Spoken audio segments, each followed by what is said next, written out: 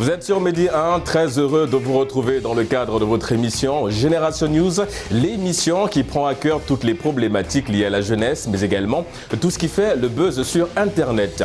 Aujourd'hui, dans cette émission, nous allons nous consacrer à la musique, 100% musique aujourd'hui dans Génération News. Avec mes invités en première partie, nous allons nous intéresser aux collaborations. Pourquoi c'est important pour un artiste de collaborer, d'aller à la recherche d'une nouvelle expérience avec un autre artiste? Vous en saurez un peu plus en première partie d'émission. En deuxième partie d'émission, mes invités et moi, nous allons toujours nous plancher sur la musique. On parlera de l'EP. C'est quoi un EP et pourquoi c'est important pour un artiste d'en sortir? Des éléments de réponse évidemment en fin d'émission. Ils sont là avec moi sur ce plateau. Alouman, vous êtes artiste rappeur. Merci d'avoir répondu à l'invitation de Génération. C'est moi qui vous remercie. C'est moi qui vous remercie.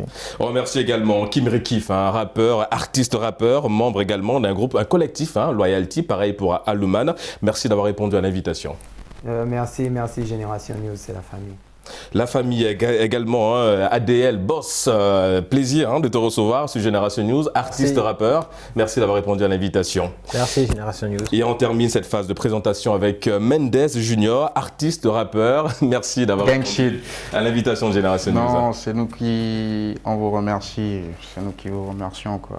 Les amis, nous allons tout de suite entrer dans le vif du sujet. Les collaborations, vous êtes des artistes, membres d'un collectif, Loyalty. Kim Rekif, pourquoi c'est important pour vous, je veux dire en tant qu'artiste, de chercher une collaboration, de collaborer avec un autre artiste? Pourquoi? Bon, la collaboration, déjà, il faut savoir que collaborer, ça a plusieurs significations en musique. On peut collaborer en tant qu'auteur, en tant que compositeur, on peut faire un feat avec un autre artiste.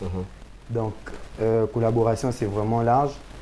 Mais s'il fallait revenir uniquement sur le feat. Sur le feat, voilà. Si on vient sur le feat, il est bon pour un artiste de faire un feat, déjà pour élargir sa fanbase. Et aussi pour découvrir d'autres cultures. D'accord. Musicales.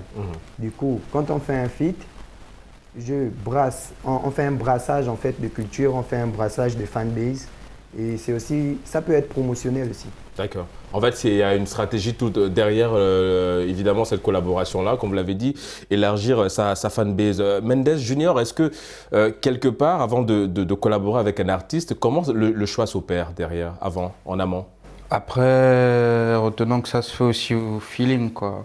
C'est-à-dire qu'on ne va pas collaborer juste parce qu'il faut collaborer. Il y a aussi l'intérêt devant aussi, après tout, tu vois. Donc, le choix, comment ça se fait? Je veux dire, à quel moment vous décidez de travailler avec tel artiste plutôt qu'avec un autre artiste? C'est l'apport que le gars il peut nous apporter, tu vois. On va pas, comme je disais à la base, on va pas faire une collaboration juste parce qu'il faut faire une collaboration. Il faudrait que cette collaboration ait un apport. Beaucoup plus positif que négatif, quoi. D'accord. Et revenons un peu justement à la collaboration. Comme je l'ai dit, vous êtes membre d'un collectif Loyalty. ADL, je veux dire, dans le groupe, parce que c'est un collectif, chacun était de son côté avant de rejoindre ce groupe-là. ADL, qu'en est-il des collaborations? Est-ce qu'à un moment donné, tu as trouvé nécessaire, jugé nécessaire de collaborer avec un artiste? Pourquoi? Au-delà d'augmenter cette fanbase, au-delà de... pourquoi c'est important d'y aller à la rencontre d'autres artistes? Pour moi, je dirais que c'est complémentaire, vous voyez, parce que c'est la musique et on apprend tous les jours. Moi, je me dis que c'est plus culturel. Bon, ça, c'est venant de moi, c'est plus culturel parce que tu apprends de l'autre auteur, l'autre...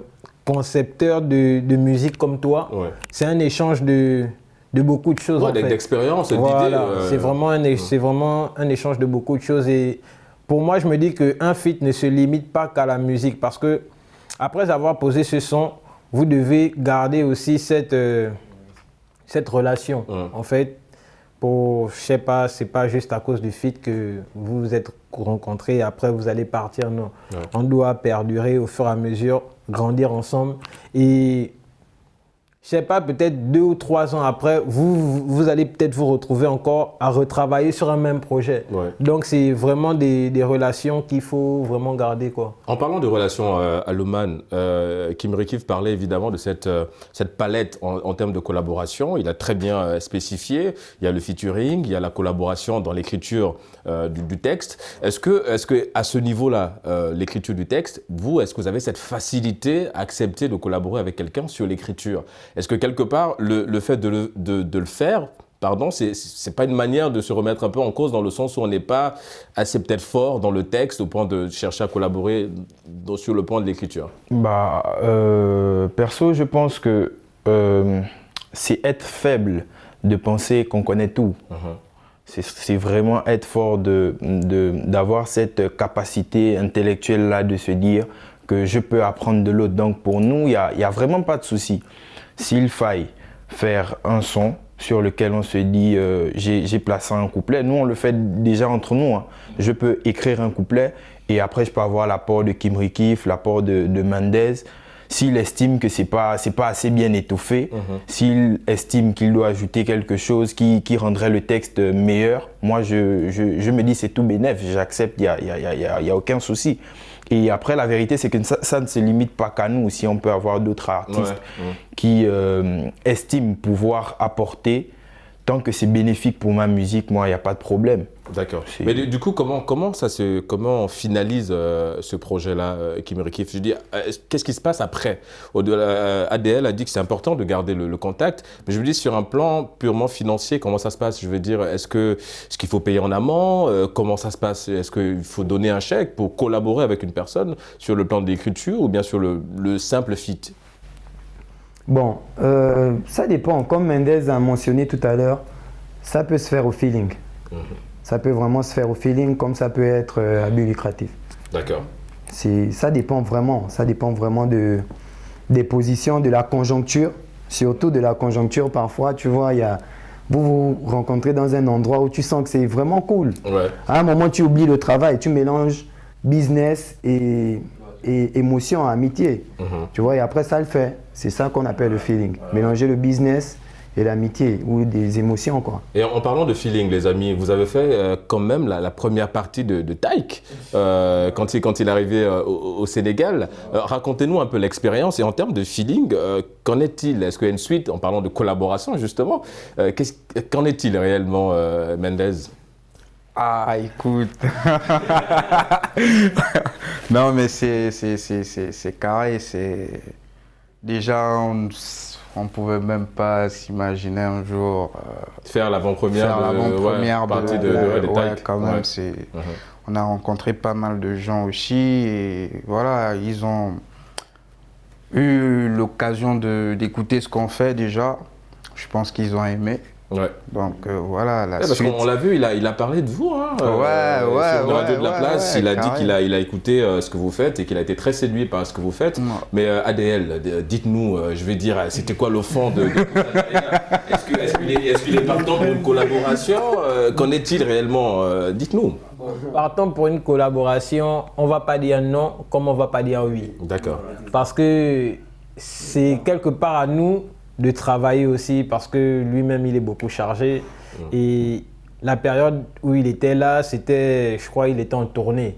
Ouais. Donc du coup il n'avait pas vraiment de temps et vu qu'on n'évolue pas dans le même milieu, c'est-à-dire on n'est pas dans le même pays, c'est encore plus difficile par son agenda et par notre agenda. Ouais, après aujourd'hui, on est dans le monde de la technologie. Il peut lui enregistrer, vous envoyer et puis vous le faites ici. Oui. Bon, après, évidemment, collaborer avec Taïk, c'est tout le mal qu'on vous souhaite, parce que je pense que vous êtes évidemment, à Luman. Ouais, Inch'Allah, ça se fera. Inch'Allah, ça se fera parce que comme il avait signifié en radio, il avait apprécié ce qu'on faisait et puis je me dis... c'est juste une question de temps en vrai. C'est juste une question de temps. On estime que pour l'instant, il a le vent en poupe. Donc, il est super chargé et tout ça. Mais avec le temps, ça se fera, Inch'Allah. Avec le temps, ça se fera, Inch'Allah. Justement, on va rester avec le Wolof, les amis, parce que il y a des collaborations dans ce genre-là, dans ce domaine-là. Vous avez collaboré avec des artistes sénégalais, locaux. Kim Rikif, comment ça s'est passé, cette collaboration? Déjà, citez un peu les noms de ces artistes-là et pourquoi accepter de collaborer avec eux? Bon, déjà, on a Biflo de Patte d'Oie. On a Ibou Faya. Quartier de Dakar. Hein. Ouais, Très quartier grand de quartier. Dakar, Ouais. voilà. Big up, Biflo. Ibou Faya, big up aussi. Donc, Biflo, la collaboration s'est passée au feeling. D'accord. Voilà, pareil pour Ibou Faya aussi. C'était vraiment au feeling. Genre, Ibou Faya, je pense que Mendes était en train d'enregistrer un son chez Teuf. Et le gars, il est venu aussi.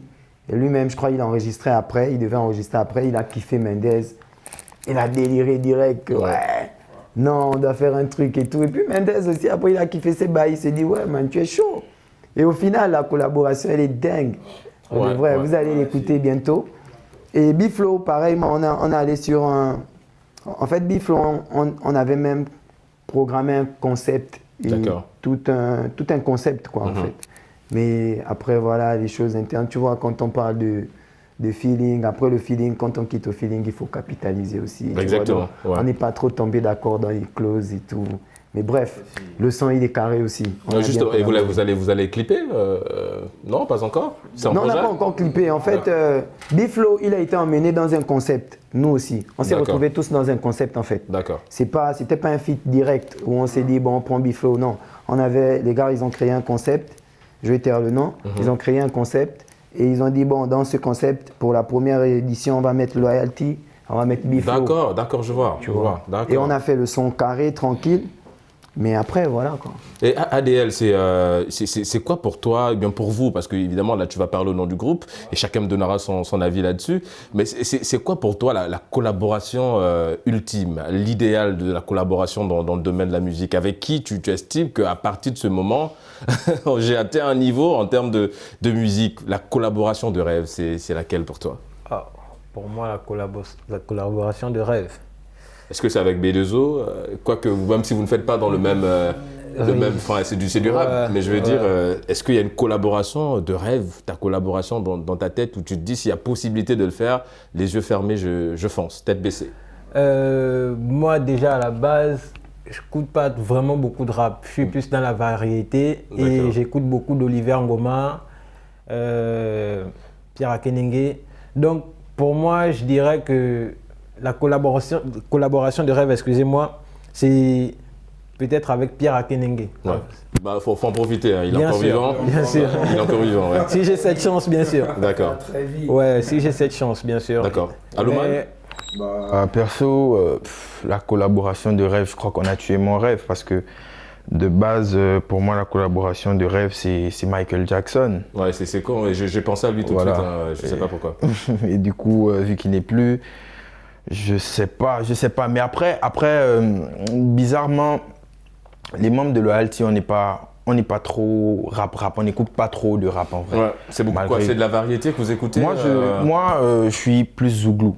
D'accord. Ouais, donc voilà. Nos amis du côté d'Abidjan, hein, voilà, qui ont pas le bonjour. Donc si je peux faire un truc avec des gars genre Petit Denis, Petit Yodé, ou bien les gars des Révolutions, voilà, ça c'est vraiment la musique qui me plaît quoi. Donc pour moi, l'idéal serait de faire un featuring avec eux. Maintenant, s'il fallait rester dans le cadre du rap, je dirais pour moi le summum, en France, c'est quoi? C'est Nino? C'est Youssoupha. C'est Youssoupha et aux États-Unis, c'est Eminem. Donc je crois que j'ai. Ah ouais, mais toi, tu as des gars qui écrivent quand même, qui ont de la plume. Ouais, ça c'est. Mendes, on est preneur, hein, ta collaboration de rêve. Ma collab de rêve. Ouais. Elle est longue la liste ou bien essaie de la réduire pour nous, Non, elle n'est pas longue. Mais bon, on vise le sommet quand même. Oui, mais le sommet pour toi, c'est... Tu me présentes un Nino là tout de suite, frère, vas-y, ça le fait. Bon, Nino, ouais, alors, donc on prend Nino. Ouais, carré. Mais c'est vrai qu'en ce moment, c'est un peu le rappeur qui bat tous les records. Il bat tous les France, records. en ce moment. Frère, un disque d'or. Il est chaud, lui. Il est chaud. Donc on note Nino alors pour Nino notre ami pour Mendes. moi, Kim Rikif. Ouais, bon écoute, moi, comme je te disais, là, tu sais, moi, je suis assez philosophique. Donc, tu parles de collaboration. Moi, en production, je choisis Booba. D'accord. Voilà, production. Maintenant, si on rentre dans les feats, honnêtement, bon, Booba, Barack Adama, un peu genre, tu vois, un peu en production. Des gens là, des gens qui ont déjà fait des preuves. Ouais, mais déjà, vous l'avez rencontré, lui, Barack Adama. Ça c'est notre bon grand. Donc, maintenant, en feat, on va prendre un peu les types de feats. Si je veux faire un feat qui me propulse au sommet, vraiment au sommet de la musique, non, je m'en vais te chercher une Rihanna. D'accord. Ça fait longtemps, elle n'est pas sortie, une Rihanna même beau. C'est déjà que son album est très attendu. Tu vois, non, son album est très attendu, la Rihanna. Maintenant, si je veux réfléchir, si je veux trop réfléchir, je fais comme lui. Youssoupha. Necfeu, les gars. C'est surtout que Youssoupha, il est accessible en ce moment. Il est là, en Côte d'Ivoire, donc c'est très proche là pour la collaboration. Du coup, comment ça se passe à Luman? Je veux dire, pour la collaboration, vous allez chercher l'artiste ou bien au-delà du feeling, je veux dire, est-ce qu'à un moment donné, vous vous dites, cet artiste, on a besoin de lui pour une collaboration, on va chercher cet artiste avec les messages qu'on peut envoyer et tout le reste. Est-ce que vous proposez la collaboration, le feat? Après, ça dépend de la direction qu'on veut se donner à ce moment-là. Et pour un artiste, on peut se dire, bon, j'ai besoin de telle coloration pour le son. Si on se dit, on n'a pas envie de le faire entre nous, on peut envoyer notre manager chercher l'artiste parce que voilà, on se dit il a le profil pour Daisy, le manager Daisy. La Dédé. La Dédé, qu'on salue au passage. Alors il joue très bien son rôle au passage. Ouais, elle charge. Elle a l'image de ses artistes. Ouais. Voilà, donc c'est un peu ça. On envoie le manager, elle y va et puis après on voit les clauses pour pouvoir s'entendre quoi. Et puis ça le fait. Si c'est possible, ça le fait pas. Si c'est pas possible, et puis voilà, on avance. Vous êtes un collectif. Vous êtes combien au total dans le Loyalty déjà? Vous êtes un groupe, oui. Vous êtes combien dans le groupe? On est 8 artistes. Après, il y a plein d'autres personnes derrière nous. Mais les artistes seulement, on est 8. D'accord, 8. Il y a Sky qui n'est pas là, qu'on salue pas ça. Il y a qui d'autre? Il y a Will. D'accord. Il y a Damosta. Il y a Melo Khalifa. Voilà. Ouais. Donc on salue au passage. Voilà, ils ne sont pas avec nous aujourd'hui. Mais voilà, c'est le Loyalty direct. Est-ce que ça vous arrive, ADL, dans le groupe, d'avoir des désaccords par rapport à une collaboration? C'est vrai que là, on va rentrer dans le côté interne du groupe. Mais est-ce que ça vous arrive d'avoir des désaccords sur une collaboration et comment vous arrivez à vous entendre finalement? Bon, ça arrive souvent. Excusez-moi, vraiment fréquemment. Mais on arrive toujours à trouver la solution parce que c'est la musique qui nous réunit en fait. Ouais. Et on se dit, quand ça commence à chauffer en fait, on prend nos égos, on met ça de côté, on se dit, faisons d'abord ça pour la musique en fait.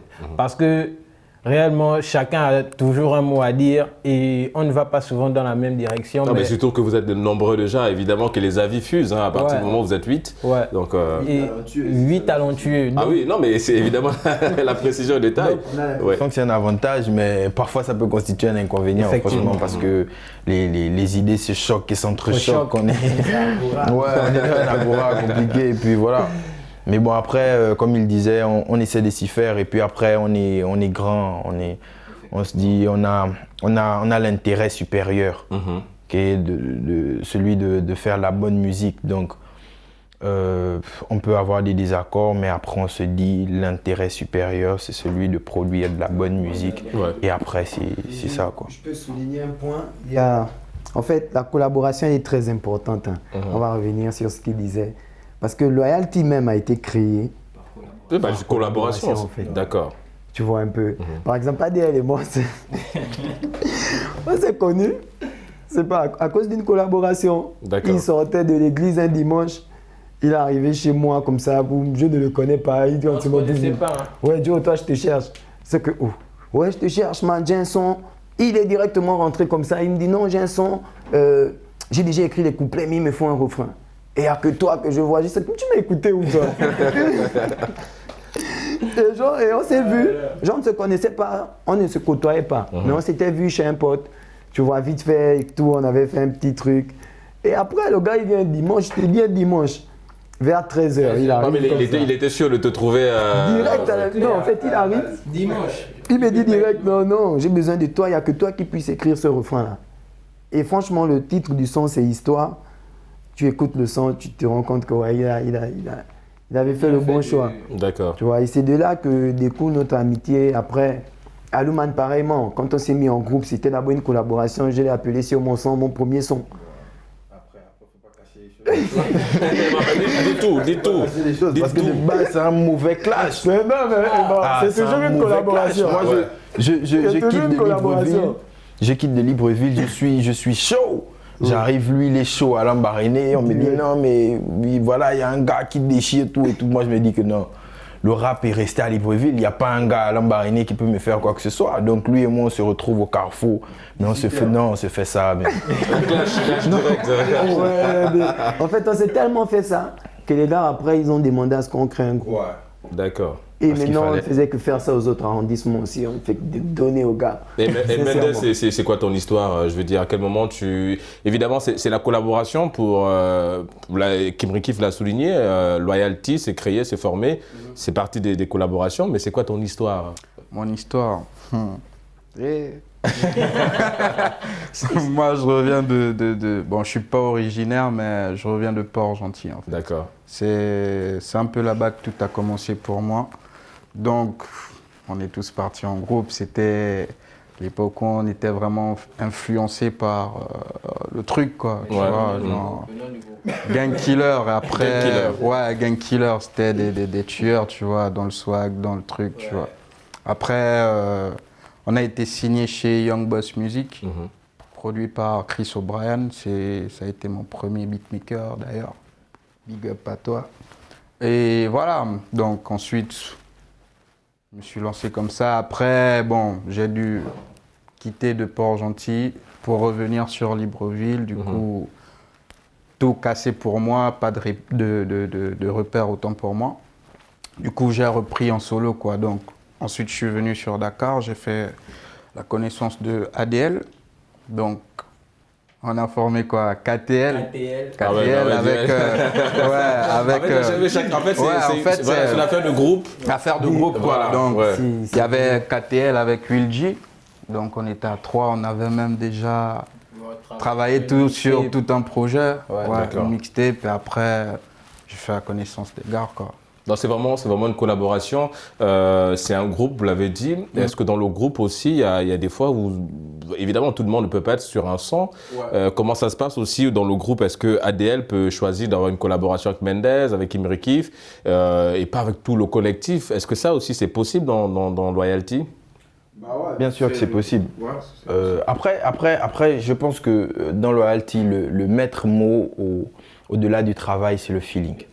C'est vraiment sur un son, ADL va venir proposer par exemple un refrain à tout le monde et après il se dit qui sent le refrain. Donc moi je peux dire ouais vas-y je vais être avec toi sur le son, l'autre aussi. Et de l'autre côté il peut se dire j'ai pensé à un refrain mais je vois bien Kim Rikif par exemple et disons Skyme. Donc nous on se dit c'est l'idée d'ADL. Il sait vers où il veut orienter le son et donc il n'y a pas de problème. Donc c'est vraiment au feeling que ça se fait, franchement. L'important c'est de sortir le banger. Parce que c'est toujours au compte de Loyalty en fait. Bah ouais, c'est surtout ça. Mais en fait aussi, je pense que la question elle est sûrement revenue à plusieurs reprises, hein, les amis. Vous êtes un groupe de 8 artistes talentueux, hein, Alouman, la précision et les détails. Non, mais après c'est vrai, rendant à César ce qui est à César. Un groupe de 8 artistes talentueux. Est-ce qu'à un moment donné, vous avez est-ce qu'il y a cette inquiétude du divorce quelque part? Je pense que la question revient tout le temps, mais on a besoin d'avoir une réponse sur Génération News. Est-ce qu'il y a cette inquiétude-là ou bien vous êtes tout le temps évidemment en train de soigner ça aussi? Parce qu'on a vu des collectifs, on a aujourd'hui vous êtes proche de notre ami Barak Adama de Section d'Assaut, on a vu ce que ça donnait aujourd'hui. Il y a Kif Nobit aussi, on voit ce que ça donne aujourd'hui. Chacun essaie d'avoir sa carrière solo. Est-ce que vous êtes dans cette optique-là aussi, où il y a la crainte du groupe qui peut se disloquer derrière? En fait, nous, on a compris, on a accepté on a compris et accepté les conditions du showbiz en musique, tu vois. Et le groupe, pour nous, en plus d'être une synergie, c'est aussi un moyen de propulsion. D'accord. Tu vois un peu. Déjà, quand on te raconte un peu, on te fait un peu la genèse de comment c'est croisé. Ouais, c'est totalement, tu vois, c'est totalement, chaque membre du groupe a l'esprit collectif. C'est vrai, parce que chacun était dans un groupe d'abord avant de Donc voilà, rejoindre, on a vraiment évolué comme ça, groupe. Et si jusqu'à présent nous sommes là, c'est parce qu'on s'est dit au fond que c'est avec le groupe qu'on pourra mieux monter, tu vois. Et monter ne veut pas dire monter et stagner, non. Ça veut dire monter à un niveau. Quand le groupe monte à un niveau, si Aluman peut faire monter le groupe à un certain niveau, il le fait aussi. Un peu, tu vois. Donc, forcément, on envisage manger. Non, moi, je vais manger la musique d'ADL, c'est clair. Je vais manger la musique d'Aluman, c'est clair. Mais c'est le groupe. Ouais. Mais comme on dit souvent en musique, le plus dur, c'est pas de venir, c'est de se maintenir. De se maintenir. Ce que tu vois. Aujourd'hui, ce que Kif No Beat est en train de faire, par exemple, en Côte d'Ivoire, c'est un truc incroyable. Tu vois. Parce qu'eux, ils ont compris le showbiz. Ils se disent, les gars, si je sors un son solo, ça ne veut pas dire qu'on n'est plus ensemble. Ouais. Bah, la preuve, ils sont revenus là. Mais plutôt que, en sortant le son solo, moi, j'emmène une autre fanbase. Tu vois un peu. Parce qu'il y a des gens, on ne va pas se mentir, dans le groupe, il y a des gens qui écoutent ce groupe, par exemple, à cause d'Aluman. Ouais. Mais est-ce que vous êtes dans cette optique-là, Mendes, vite fait, parce qu'on arrive à la fin de cette première partie, est-ce que l'idée d'aller chacun de son côté, évidemment, ne pas mettre loyalty entre parenthèses, mais d'aller chacun de son côté, ensuite, voilà. Est-ce que vous êtes dans cette optique-là? Bon, peut-être pas pour le moment. On ne sait pas comment les choses seront faites demain, mais pour le moment, c'est le groupe, quoi. D'accord. Et en parlant de groupe, justement, vous avez fait sortir une mixtape. Bien. On en parle en deuxième partie d'émission. Les amis, on marque une courte pause. À tout de suite.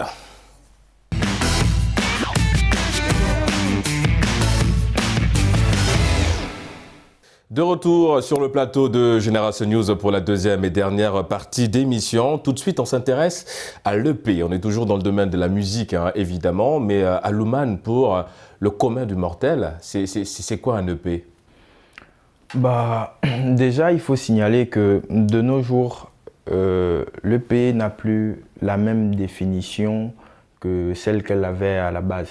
Et à la base, c'est quoi la définition? À la base, l'EP était considéré comme la version longue du single. C'est-à-dire qu'on qualifiait un single par rapport à une durée déterminée sur, on va dire quoi, sur une musique. D'accord. Donc, si on va dire par exemple que le single est déterminé dans l'espace de 1 à 10 minutes. 10 minutes, ok, d'accord. Voilà, je dis ça vite fait comme ça, mais sinon de base c'était 1 à 3 minutes. D'accord. C'était le temps qui était réservé à un single. Du coup, il y avait la possibilité de mettre sur un même titre plusieurs autres minutes en fait. Et donc c'est à partir de ce moment-là, quand tu dépasses les 3 minutes, de 3 minutes à disons 15 minutes ou je sais pas, un peu plus, c'était ça de base qui était considéré comme un EP. Ok. Maintenant, la technologie ayant évolué, on n'utilise plus les CD en fait. On n'utilise plus les CD. Et tout est numérique maintenant, numérique. Voilà, avec la numérisation, on a changé la définition de EP. Désormais, l'EP n'est plus considéré comme la version longue du single, mais l'EP est considéré comme le fait de comprendre un projet entre de 3 à 5 titres. D'accord. C'est ce qui est maintenant considéré comme étant un EP. Donc, en somme, ce qu'on peut dire, c'est que l'EP est, on va dire quoi, la version longue du single, mais la version courte de l'album. D'accord, bah, c'est bien résumé ça en fait. Et justement par rapport à l'EP ADL, pourquoi c'est important pour un artiste de sortir un EP? Est-ce qu'il est forcément obligé de passer par cette étape-là en fait, en tant qu'artiste? On est obligé de passer par un EP? Bah, pas forcément, mais après c'est, comme je pense James disait tout à l'heure, ça dépend de la direction. Il y a des artistes qui fonctionnent bien en single, et il y a d'autres qui fonctionnent bien en album comme en mixtape, mais l'EP, comme il a dit, c'est plus vraiment très fréquent de nos jours parce que les gens préfèrent plus travailler en mixtape, soit en mixtape, ça c'est plus pour notre génération, les jeunes et tout. Et côté professionnel, c'est plus album. Donc, l'EP en ce moment, je peux dire, il a quand même perdu un peu sa place. D'accord. Dans le game. Et tout ça, c'est... oui, il a perdu sa place, mais est-ce que, au-delà de perdre sa place, est-ce que cette place perdue, elle est définitive, Kim Rickif, ou bien il y a encore des artistes qui peuvent passer par là? Est-ce que sur le plan purement stratégie de communication, pour un artiste par exemple, vous êtes un groupe de rap, est-ce que pour vous, en tant que groupe de rap, même si évidemment tout est numérique aujourd'hui, c'est passé sur le digital, mais est-ce que c'est important pour vous quand même de sortir un EP, histoire de purement communication, stratégie com, est-ce que c'est important? Oui, c'est toujours important de sortir un EP. En fait, je pense que c'est une question d'économie. Hein. Je pense que quand tu te lances dans un projet, ça dépend des fonds aussi que tu alloues au projet. Ouais. Voilà, un EP, ça coûte moins. C'est vraiment moins coûteux que faire un album. Ouais, parce que comme Aloman a dit, c'est la moitié d'un album. Voilà, Ouais. la moitié, on va dire quoi, la moitié d'un album, effectivement. Et comme il a précisé tout à l'heure, ce sont des singles. En fait, c'est un format de plusieurs singles. D'accord. Tu vois. Donc, généralement, à l'époque, on notait la musique par durée, comme il disait. On la notait par durée. Donc, l'EP, c'était environ 15 à 20 minutes. D'accord. Tu vois un peu. Et dans les 15 à 20 minutes, si tu fais, par exemple, 4 chansons ou bien 5 chansons de 4 minutes, si tu fais 5 x 4, ça te donne environ 20. 20 minutes, oui. Donc, c'est comme ça qu'avec l'évolution, ça a changé. Maintenant, l'importance de faire un EP, c'est côté économique, c'est moins coûteux qu'un album. Et c'est... Du coup, oui, parce que du coup, un album, c'est coûteux sur quel plan purement... Enfin, je veux dire, à quel moment l'aspect coûteux ressort quand de la conception à la promotion, au retour de promotion. Tout est coûteux. Tu vois, parce qu'un album, c'est coûteux psychologiquement. Écrire un album, c'est pas facile. Ouais, déjà que c'est quoi? C'est à partir de 8 titres? Oui, okay. Tu as vu. D'accord. Et aujourd'hui, les gars, ils ont même révolutionné l'album. Gims, il te fait 40 titres. Oui, mais... Tu vois, donc en fait, ils ont poussé le niveau, tu vois. Je crois que Chris Brown aussi allait dans cette logique-là aussi. Il a plus de 40 titres aussi, je crois. Et le fait de faire, par exemple, 40 titres, il y a des gens qui te sortent des EP aujourd'hui de 8 titres. Il te dit EP. Ouais, alors que c'est censé être un album, là, en fait. C'est censé être soit une mixtape ou un album. D'accord. Et du coup, la mixtape, c'est ça aussi? C'est quoi? C'est 8 titres aussi, la mixtape?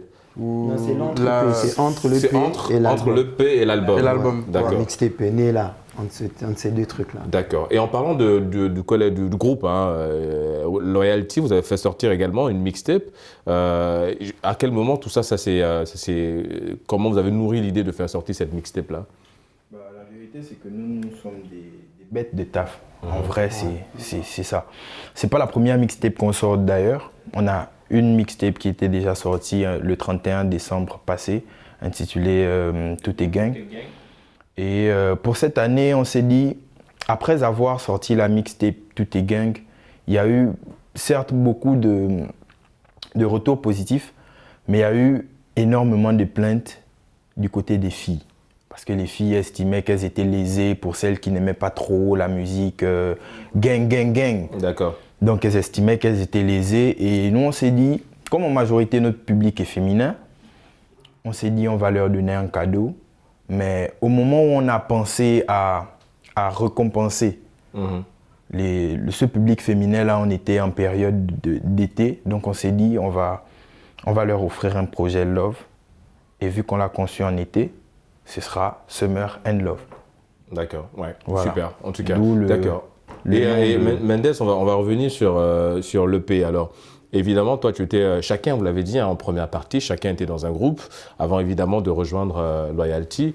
Est-ce que dans votre groupe, auparavant, l'EP, c'était quelque chose qui sonnait comme une importance, une évidence à faire pour essayer d'avoir justement cette visibilité-là?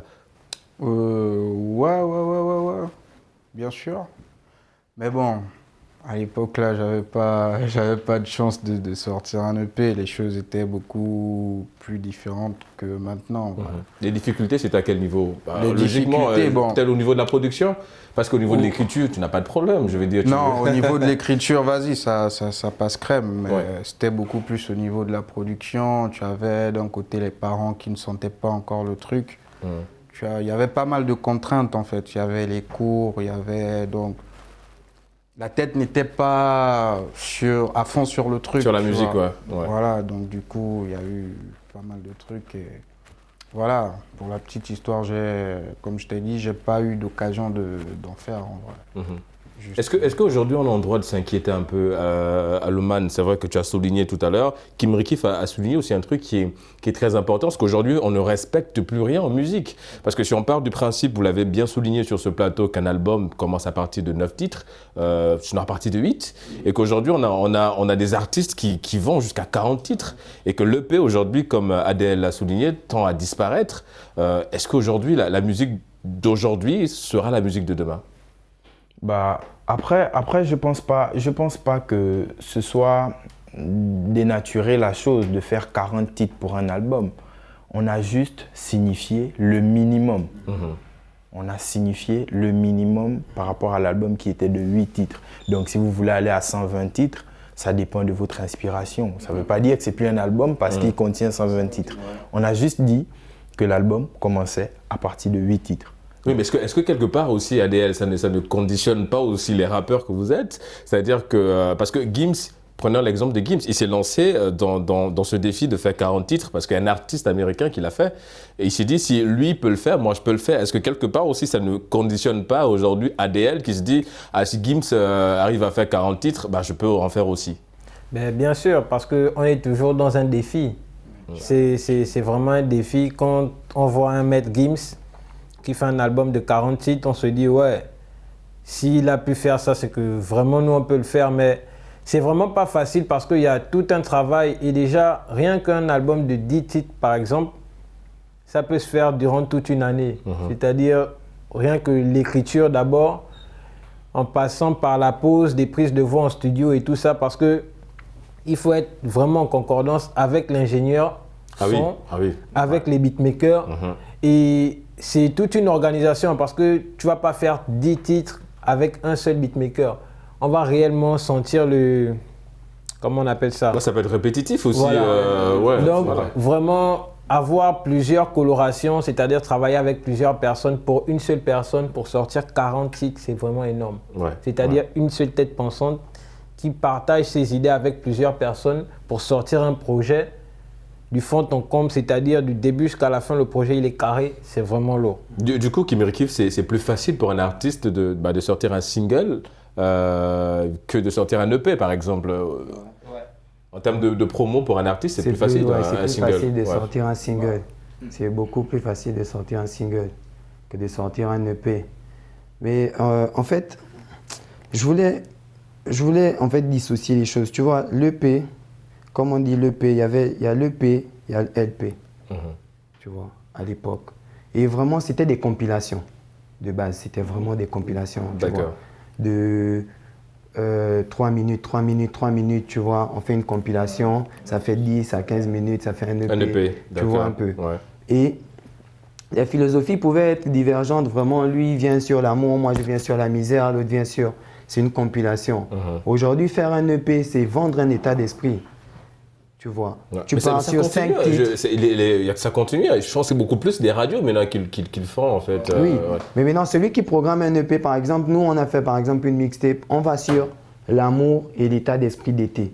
C'est tout un projet qu'on te développe sur ça. Tu vois, les sons restent, tous les sons sont dans un même sens, quoi, dans une même direction. Et c'est un travail qui nécessite beaucoup plus d'efforts qu'à l'époque. Surtout même pour vous, parce que vous êtes un groupe, et d'avoir tous de converger tous vers la même chose, ça vous conditionne aussi quelque part en tant que... Ça conditionne beaucoup et c'est compliqué parce que je t'avoue qu'au niveau de l'écriture, parfois tu as l'impression de ressortir les mêmes choses. Tu as l'impression d'être circonscrit dans un seul domaine de pensée. Et c'est vraiment compliqué au niveau de l'écriture.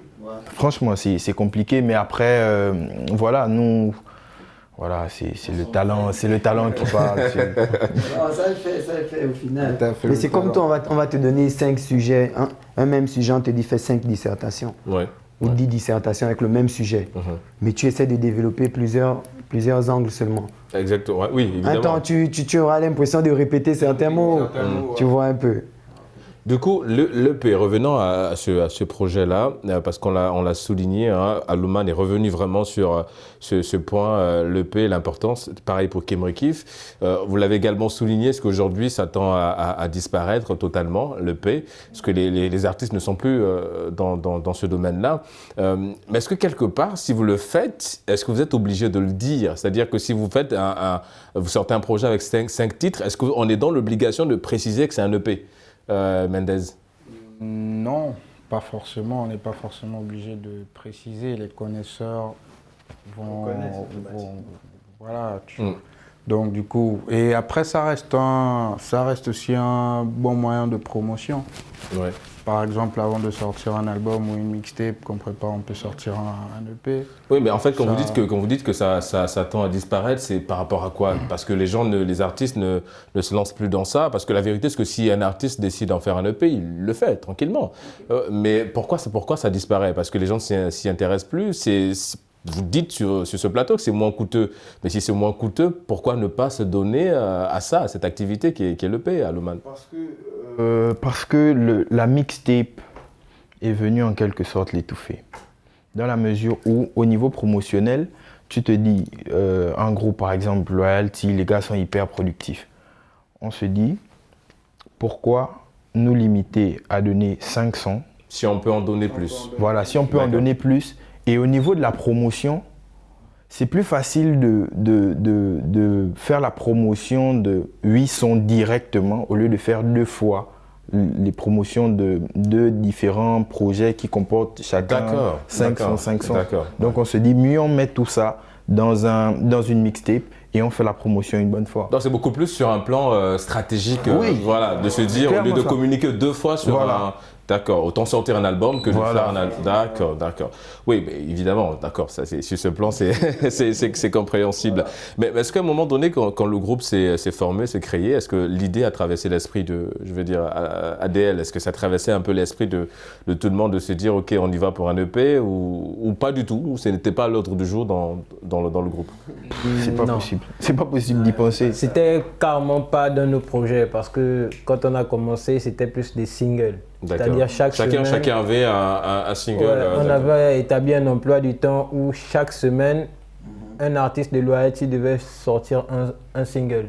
Ce qui fait samedi, ça peut être Mendez, samedi prochain, ça peut être Alouman, samedi prochain, ça peut être Kimri Kiff, samedi sur prochain, ça peut être moi. D'accord. Donc, on a fonctionné comme ça. Et après, on s'est rendu compte que ça devenait un peu... Compliqué en termes de quoi En termes de... C'était plus au niveau du temps. D'accord.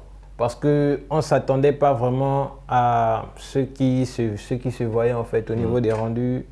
Et on s'est dit, mieux vaut travailler sur quelque chose d'assez solide pour pouvoir directement emmagasiner les personnes. C'est-à-dire pour écouter Alouman, ADL, Mendez, Kimri Kiff, Melo, WG dans le même projet, sans pouvoir attendre la semaine prochaine en fait. D'accord. Donc on s'est vraiment concerté, on a eu à travailler sur la première mixtape, Tout est Gang, disponible sur toutes les plateformes et sur YouTube. Et... on retrouve le titre Dirty Girl Non, ça c'est... D'accord, ok. Dirty Girl, lui, c'est un single. D'accord, ok. Donc... Et qui annonçait la mixtape ou bien... Non, vous l'avez... D'accord. Vous l'avez fait sortir pour la jeune féminine. Un single, juste un single. D'accord. Donc c'était un peu ça. Sinon, on n'avait pas vraiment l'idée de créer un EP en commençant, quoi. Oui, mais est-ce que, parce qu'il y a quand même encore, hein, en préparant l'émission, je me suis rendu compte qu'il y a d'autres maisons de production qui sont toujours dans cette logique-là de sortir ou de conditionner les artistes à faire sortir des projets EP. Évidemment, peut-être que derrière, il y a les moyens de la politique pour accompagner tout ça. Est-ce que Kimri Kiff, tu parleras au nom du groupe, hein, évidemment, est-ce que vous êtes dans ce cas de figure-là, une maison de production qui vous demande de passer par l'EP, vous êtes dans l'obligation ou bien vous essayez de revoir un peu et dire que l'EP, visiblement, ce n'est pas un projet qui intéresse le groupe, hein, apparemment, l'EP. Donc, est-ce que vous êtes dans le projet de négocier ou bien vous dites on y va, on fonce? On n'a pas de problème avec l'EP. L'EP, on n'a pas de souci avec. Nous, on trouve ça juste comme une perte de temps, en vrai. Si on arrive à faire 5 chansons, autant compléter 3, ça nous donne 8 et on fait Un album. une mixtape. Une mixtape, d'accord. Tu vois. L'EP, c'est rien. À ce moment-là, au moment où on parle, on a déjà sorti 2 mixtapes. On a sorti un son qui était isolé. À part ça, chacun a sorti un titre, mais on a encore plein de... Peut-être, je sais pas, peut-être 100 sons qui ne sont pas encore sortis. D'accord. Tu vois. Du coup, on se dit on va évacuer. On va évacuer parce que après les sons qu'on fait aussi, c'est par rapport à certains moods et tout ça. Du coup, si on laisse trop de temps passer, les gens ne vont pas forcément se reconnaître dans les sons. Donc, on préfère les évacuer en fait. Là, on est à près de 100 sons que les gens n'ont pas encore écoutés. Donc, si on prend un EP sur lequel on va exposer peut-être 3 sons. Ouais. Donc, du coup, oui, c'est un peu une perte quelque part. Vous D'accord. êtes pas... Ça nous donne... En vrai, ça peut avoir les mêmes retours qu'une mixtape. Ouais. Tu vois. Mais la mixtape est plus bénéfique. Parce qu'on expose plus de titres. Tu vois. D'accord. C'est rapide. Et donc là, du coup, on est en droit de s'inquiéter un peu, Mendes, en ce qui concerne l'EP, parce qu'au vu de ce que vous dites sur ce plateau, c'est qu'en fait, l'EP, c'est mort totalement. En fait. Non, c'est pas mort. C'est pas mort. C'est juste que ce sont nos conditions de travail à nous. En vrai. Comme Alouman a dit, on a peut-être 100 morceaux en caisse derrière. Du coup, si on doit sortir un projet histoire d'évacuer les sons, on va pas prendre 3 titres sur 100 sons par exemple. Non, mais oui, évidemment, ça c'est. Non, je parlais de manière un peu plus générale, parce que ça c'est loyalty. Vous avez un principe, une ligne que vous respectez en ce qui concerne évidemment l'EP, mais Alouman est vraiment revenu un peu sur l'essence même. Et au vu de tout ça, au vu de tout ce que vous avez souligné, un petit peu les problématiques liées à l'EP, est-ce qu'on est en droit de s'inquiéter de l'avenir de ce projet-là? Parce que évidemment, vous êtes un peu prononcé très vite en disant que c'est mort, mais est-ce que c'est totalement mort? Et au vu de ce qu'on entend sur ce plateau, est-ce que demain on va s'attendre à voir des artistes sortis des EP ou bien tout de suite on va à la mixtape, à l'album? Oui, comme je disais, c'est pas du tout mort. Parce qu'il y en a encore qui le font en fait. Il y a toujours des artistes qui sortent des EP. Tu vois, Le Phare récemment par exemple, il a sorti un EP, je crois, de 5 titres ou je sais pas trop. Le Phare, ancien membre de Section d'Assaut. Ancien membre de Section d'Assaut, donc ça marche ça. Son EP, c'est combien? Je sais plus, 5 ou 4, je sais pas, un truc du genre. Il est un peu sous-côté, je pense. En vrai, il y a des gens qui sortent même plus de 5. Il n'est pas tellement sous-côté. Après, je pense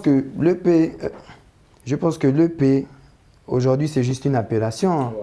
Moi, c'est surtout ça en fait, parce que voilà, c'est d'où la question tout à l'heure de savoir est-ce que si on sort un projet avec 5 titres, est-ce qu'on est obligé de l'appeler un EP en fait? Tu peux appeler ça Banger Tape, tu peux mettre le nom que tu veux, tu vois, parce que EP, par exemple Mixtape ou Banger Tape, tout ça, c'est à toi de choisir. D'accord. Banger Tape, tu peux décider que bon, je fais 8 sons, les sons 8 bangers.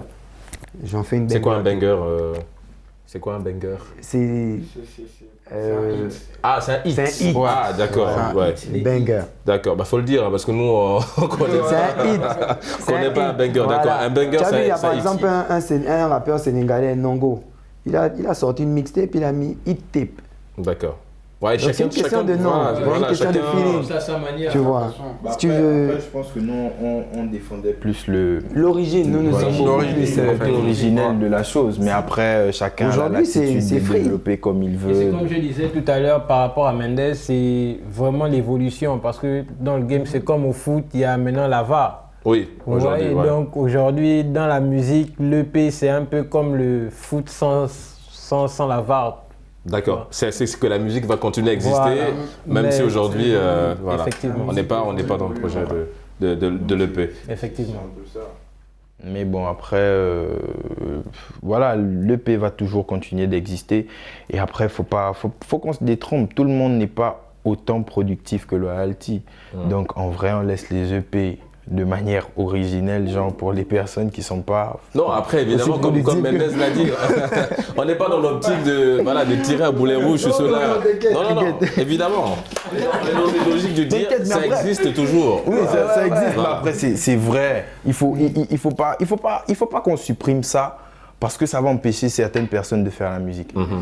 En vrai, C'est pas tout le monde qui a même de produire 10 titres, 15 titres. Si quelqu'un peut se limiter à 3, d'ailleurs, justement, désolé de t'interrompre, mon cher Alouman, mais il y a un artiste, on en a parlé sur ce plateau-là, Booba. Booba, en préparant l'émission, sur l'EP, il disait que l'EP, c'est pour entre guillemets, des artistes faibles, moins talentueux, qui n'ont pas d'avenir.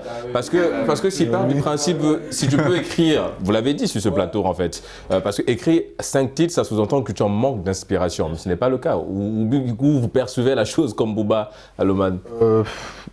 Perso, je vois pas la chose comme ça. Je me dis, ça peut...